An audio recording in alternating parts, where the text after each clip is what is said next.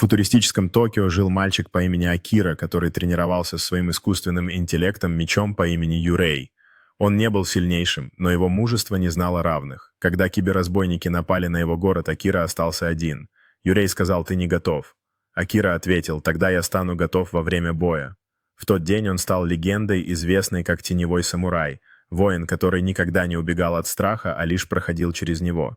С гордостью надев свой темный плащ, Акира наблюдает за хаосом, который разворачивается внизу, его сердце наполняется решимостью. Он резко спрыгивает с крыши, приземляясь среди врагов, готовый сразиться с ними, и в этот момент раскрывается его истинная природа. Он танцует в бою, отражая атаки кибербандитов, как если бы время замедлилось. Кровавая схватка продолжается, когда Акира сосредотачивает свою энергию и создает мощную дугу света, которая осветляет темные улицы Токио. Вскоре после сражения он стоит среди поверженных врагов, усталый, но гордый, пока первые лучи солнца поднимаются над горизонтом, обещая новый день для его города.